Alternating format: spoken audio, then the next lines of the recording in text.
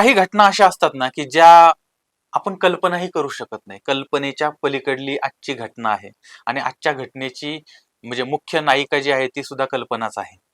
तर अशा पद्धतीने म्हणजे आता मी थंबनेल मध्ये तुम्ही वाचलेलंच आहे, त्याच्यामुळे तुमच्या लक्षात आलं असेल की एक पती, त्याची पत्नी, त्या पत्नीचा जुना प्रियकर आणि त्या पत्नीचा नवा प्रियकर, या 4 जणांच्या या चौकटीमध्ये एकाचा खून होतो, मारून टाकलं जातं आणि मदत करणारे दुसरे दोघं असतात. त्याच्यामध्ये एक होता पती आणि दुसरा होता प्रियकर. आपण म्हणूनच म्हटलं ना की कल्पनेच्या पलीकडे अशा पद्धतीच्या घटना आपल्या समोर येतात आणि मग डोकं असं हँग होऊन जातं. म्हणजे आपल्याकडे आता पूर्वी फक्त मोबाईल हँग व्हायचे, कम्प्युटर हँग होतात, डोकं सुद्धा हँग होतं अशा अशा घटना आपण ऐकल्यानंतर. आता त्यासाठी आपल्याला अर्थातच जायचंय आपल्यापासून थोडंसं पलीकडे असणारं जे उत्तर प्रदेश आहे, त्या ठिकाणी अलीगड जिल्हा आहे, त्या ठिकाणचं हरदुवागंज नावाचं पोलीस स्टेशन आहे. आता त्या पोलीस स्टेशनच्या अंतर्गत असणारं मछुआ परिसर आहे.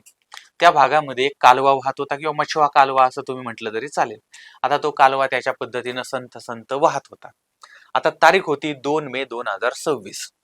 तर त्या ठिकाणी त्या कालव्यामध्ये एक डेड बॉडी तरंगत होती. उन्हाळा होता. आता मे महिन्याची वेळ असल्यामुळे ते उन्हाळा आहे. गंभीर त्या बॉडीवरती जखमा होत्या आणि पूर्णपणे ती बॉडी कुजलेली होती. आता ही गोष्ट मग पोलिसांना कळवली. त्यानंतर पोलीस तिथं पोहोचले. त्यानंतर बॉडी ताब्यात घेतली. मग पाकी पंचनामा वगैरे आणि पोस्टमॉर्टमला वगैरे पाठवली. मग त्यांच्या पद्धतीने त्यांनी त्यांचं काम सुरू केलं. आता पोलिसांच्या समोर एक मोठं आव्हान होतं. ते म्हणजे ही डेड बॉडी नक्की कोणाची आहे बाबा? आजूबाजूला चौकशी केली, बाबा या परिसरात या माणसाला कोणी ओळखता का, काय का, पण आता ते वाहत वाहत आलेली बॉडी होती, ती कुठली आहे काय काहीच माहित नव्हतं. त्यानंतर मग पोलिसांनी आजूबाजूच्या पोलीस स्टेशनमध्ये पण माहिती मागवली. त्यानंतर ह्या पद्धतीचे म्हणजे आता एक अंदाजे वय काढले की बाबा याचं वय किती असेल, याचं वजन किती असेल, किंवा हा साधारणपणे म्हणजे त्याच्याबद्दलचे जे डिटेल्स आहेत त्या डिटेल्स काढल्या आणि त्याच्यानंतर मग मीडियामध्ये खबऱ्यांकडे सगळीकडे ते पोहोचवलं. एका बाजूला इकडं पोलीस शोध घेत होते की हा तरुण कोण आहे, कारण ह्याला तर मारलंय, ह्याचा मर्डर झालाय, पण तो कोणी केला होता, ज्याचा मर्डर झालाय पहिली गोष्ट तो कळल्याशिवाय, याची ओळख पटल्याशिवाय कोणी मारलं हे पण कळणार नव्हतं. त्याच्यामुळे पहिले त्याचा तपास करायचा होता की हा बाबा कोण आहे. एका बाजूला हा तपास चालला होता, दुसऱ्या बाजूला खैर पोलीस ठाणा आहे. त्या पोलीस ठाण्याच्या हद्दीमध्ये शहारोई नावाचं गाव आहे. तर त्या गावामध्ये कमल सिंग नावाचे गृहस्थ राहत आहेत आणि त्यांना 5 मुलं आहेत, म्हणजे 5 पांडवांसारखी 5 मुलं आहेत आणि त्याच्यातल्या 4 नंबरचा जो सुपुत्र आहे त्याचं नाव आहे म्हणजे अमित. अमित नाव आहे त्याचं. आणि हे 4 नंबरचे सुपुत्र काही दिवसापासून गायब होते. तर ज्या दिवशी तो गेला, म्हणजे तो अमित जो आहे तो घरातनं बाहेर पडला होता, तर घरच्यांनी काय केलं, त्याला फोन लावला, बाबा कुठे आहेस, काय आहेस, कदाचित काहीतरी घरामध्ये बाबा भावभावांची किंवा घरातल्या कोणाच्या कोणाचे तरी वाद झालेला, भांडणं झालेली असेल, त्यामुळे तो घरातनं बाहेर पडलाय. तर त्याला फोन केला तर त्याचा फोन बंद होता. तर यांना वाटलं की बाबा आज ना उद्या येईल, पाठीमागं असं झालेलं होतं, तो बाहेर जायचा, नंतर 2-2 3-3 दिवस बाहेर थांबायचा आणि नंतर घरी यायचा.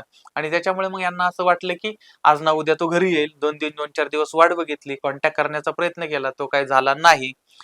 त्याच्यानंतर मग आता ह्या घरच्यांना माहिती होतं की त्या परिसरामध्ये रामपूर नावाचं गाव आहे. तर त्या गावामध्ये कल्पना नावाची एक तरुणी आहे, महिला आहे.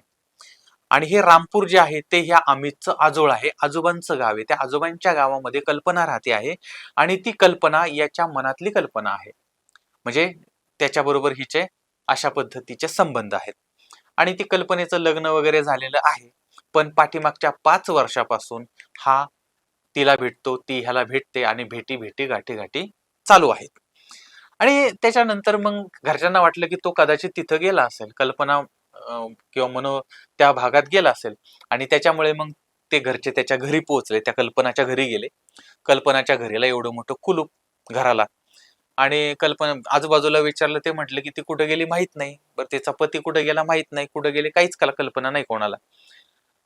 आणि त्याच्यानंतर मग आता यांना शंका आली की हा बाबा गायब झाला कुठं. तरी पण या सगळ्यामध्ये 2-3 महिने गेले, काही तपास लागलेला नव्हता. त्यानंतर मात्र मग या घरच्यांना वाटलं की बाबा आपण त्याला म्हणजे पोलिसात तक्रार दिली पाहिजे. आणि त्यानंतर मग ते पोलिसात गेले आणि त्यांनी तक्रार दिली. तक्रार दिल्यानंतर पोलिसांकडे ऑलरेडी माहिती आलेली होती की एक मृतदेह सापडलाय.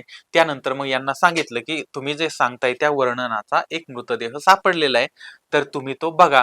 त्याच्यानंतर मग त्या घरच्यांनी तो मृतदेह बघितला. तो मृतदेह त्या अमितचा होता. ही ओळख पटली आणि त्या बॉडीची ओळख आता झाली की हा पोरगा असा असा आहे. आता ही ओळख पटल्यानंतर तपास सुरू झाला, याचा मर्डर कोणी केला. अर्थातच त्या घरच्यांनी सांगितलं की त्याची ती प्रेमिका, तिचं घर बंद आहे, तिचा पती नाहीये, कुठे गायब झालेत माहित नाही. ही जी महिला आहे कल्पना, तिचं लग्न संजू नावाच्या व्यक्तीबरोबर ते झालेलं होतं आणि त्यानंतर यांचा संसार चालू झाला. पण ही जी कल्पना आहे ती प्रचंड मोठ्या मनाची, मोकळ्या मनाची होती आणि त्यामुळे तिचे अमित बरोबर ती अगदी जवळचे संबंध, म्हणजे एवढं मन मोठं होतं तिचं की त्याच्यामध्ये अमित पण सामावत होता. आणि हे संबंध चालू असताना मग त्या अमितनं कधी फोटो काढलेले होते, कधी व्हिडिओ काढलेले होते, पण ते सगळं राजी खुशीमध्ये चालू होतं आणि 5 वर्ष यांचं हे सगळं प्रकरण चाललं होतं. आता याच काळामध्ये आता हिचं मन एवढं मोठं होतं की ते बुलंद शहर आहे, तर त्या शहरामधला लोकेश नावाचा तरुण हा सुद्धा हिला भेटला होता. आता तो लोकेश भेटल्यानंतर मग तिच्या मनात हा सुद्धा आला आणि मग एक पती, 2 यार आणि 1 नार अशा पद्धतीनं हे सगळं चौकोन सुरू झालेला होता. आणि हे सगळं चाललेलं होतं. पतीला सगळं माहित होतं, पण तो सुद्धा एकदम मोठ्या मनाचा, असं कोत्या मनाचा नव्हता तो की फक्त माझ्यावरच हिनं प्रेम केलं पाहिजे. तो एकदम असा मोकळ्या मनाचा होता आणि त्याच्यामुळे त्याला ते माहितीच होतं सगळं. आणि यांच्यामध्ये वाद झाला, पण वाद कशावरून झाला माहितीये का? अफेअर वरून नाही झाला. विषय होता की हा जो अमित होता, प्रेमी होता ना हा, तर त्या प्रेमीकडे जे व्हिडिओ होते, फोटो होते, तर तो तिला सांगत होता की मी हे व्हायरल करेल आणि तिला स्वतःच्या तालावरती नाचवायचा प्रयत्न करत होता. आणि मग ही गोष्ट त्या पतीला कळते, त्या पत्नीला कळते आणि त्या नवीन प्रियकर जो आहे त्याला सुद्धा कळते. आणि त्याच्यानंतर मग म्हणतात की अरे मग एक काम करू, आपण ह्याला संपवून टाकू. नाहीतरी आता पती आहे, एक नवीन प्रियकर आहे आणि मग ह्या दोघांच्या मदतीनं जुनं खोंड आहे त्याला बाजार दाखवायचा, त्याचा बाजार उठवायचा. आणि 30 एप्रिल 2026 ला अमितला हिनं घरी बोलवलं किंवा तो आला. आता त्याला असं वाटलं की बाबा जावं, नंतर प्रेमाच्या 4 गप्पा गोष्टी कराव्यात, आणि म्हणून तो घरामध्ये घुसला. तेवढ्यात तिथं नवीन प्रेमी आणि पती दोघही होते आणि त्या दोघांनी मिळून याच्यावरती प्राणघातक हल्ला केला.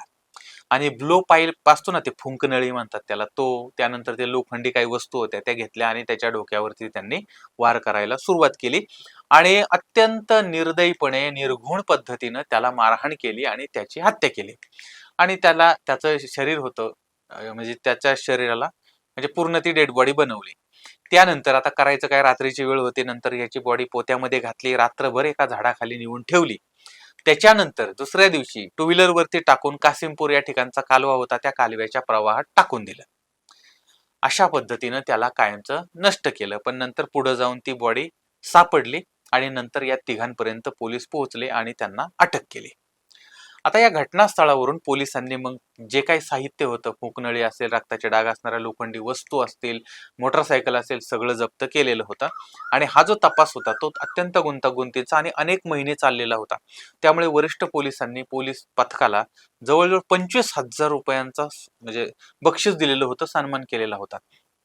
तर अशा पद्धतीने नवा प्रेमी आणि पती यांच्या मदतीनं जुन्या प्रेमीला हिनं संपवलेलं होतं. अर्थात कल्पनाही करवत नाही अशा पद्धतीची घटना आपल्या समोर आलेली आहे. आता या सगळ्या प्रकरणातनं आपल्याला धडा काय मिळतो, आता हे तुम्ही मला कमेंटमध्ये जरूर कळवा. पुन्हा भेटूया पुढच्या भागामध्ये एका नवीन विषयासह. तोपर्यंत धन्यवाद.